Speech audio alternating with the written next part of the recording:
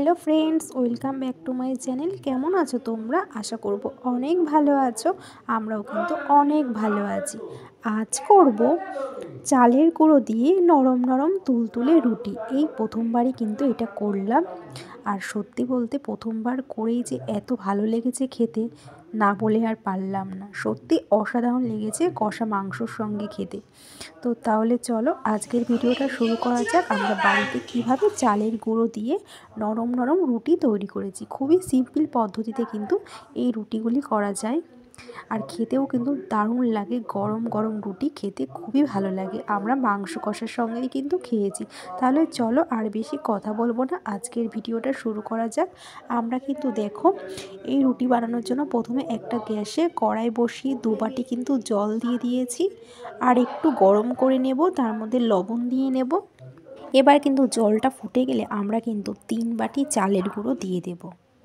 আমরা একটু রুটিটা বেশি করছি, কারণ এই রুটিগুলো খেতে কিন্তু সত্যি অসাধারণ লাগে খেতে।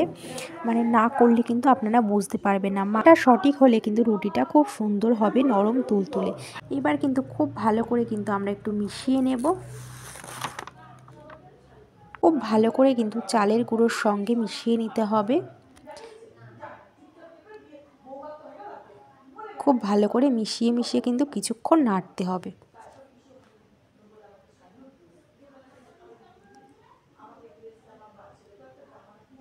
এবার আমরা একটু কিছুক্ষণের জন্য আমরা ঢাকনা দিয়ে রেখে দেব। ঢাকনা তুলে আমরা কিন্তু 1 চামচ ঘি দেব। ঘিটা দিয়ে কিন্তু আবারও একটু খুব ভালো করে একটু মিশিয়ে নাড়তে হবে। ঘিটা দিয়েছি এর জন্যই, কারণ ঘি দিলে কিন্তু স্বাদটা খুব ভালো হয়ে যায়। তো দেখো আমরা খুব ভালো করে কিন্তু মিশিয়ে নিয়েছি। এবার আমরা কিছুক্ষণের জন্য ঢাকনা দিয়ে রেখে দেব, গ্যাসটা অফ করে। দেখো আমাদের কিন্তু তৈরি হয়ে গেছে। এবার একটু ভালো করে একটু মেখে নেব হাত দিয়ে। খুব ভালো করে কিন্তু আমরা মেখে নেব। মাখাটা কিন্তু সুন্দর হতে হবে, না হলে কিন্তু রুটিটা ভালো হবে না। আমাদের মাখা হয়ে গেছে। এবার কিন্তু আমরা একটু গোল গোল করে নেব।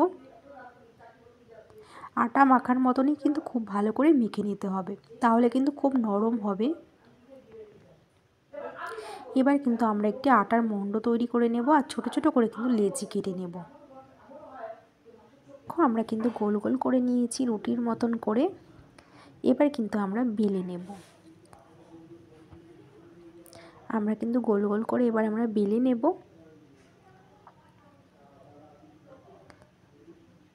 তো দেখো মা এখানে বেলে নিচ্ছে।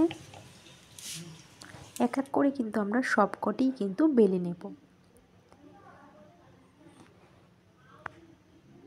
কিন্তু আমরা রুটির মতন কিন্তু ছেঁকে নেব। একটি তাওয়াতে কিন্তু প্রথমে তাওয়াটাকে ভালো করে গরম করে নিয়েছি। এবার আমরা রুটির মতন করে ভালো করে ছেঁকে নেব। এক পিঠ হয়ে গেলে আরেক পিঠ আমরা উল্টে দেব। তো দেখো আমরা কিন্তু বেশ বড় বড় করিনি, বেশ ছোট ছোট সাইজেরই করেছি।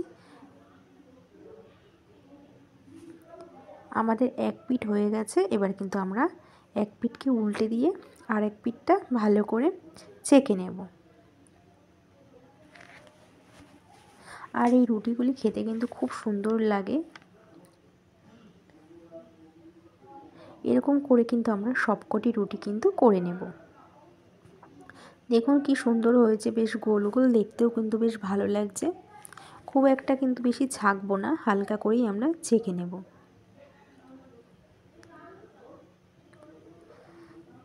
এরকম করে আমাদের কিন্তু সবকটি রুটি তৈরি হয়ে যাচ্ছে। এবার কিন্তু আমরা রুটিগুলিকে একটি পাত্রে নামিয়ে ফেলব। তো দেখো রুটিগুলি কত সুন্দর হয়েছে, বেশ ছোট ছোট, আর দেখতেও কিন্তু খুবই ভালো লাগছে।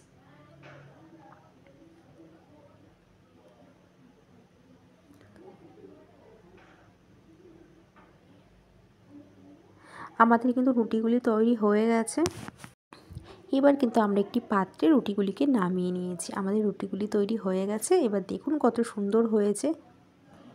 এবার কিন্তু আমরা একটি পাত্রে নামিয়ে ফেলেছি। আমরা কিন্তু কষা মাংসর সঙ্গে এই রুটিগুলিকে পরিবেশন করব। তো ফ্রেন্ডস, কেমন হয়েছে আজকে আমাদের এই রেসিপিটা?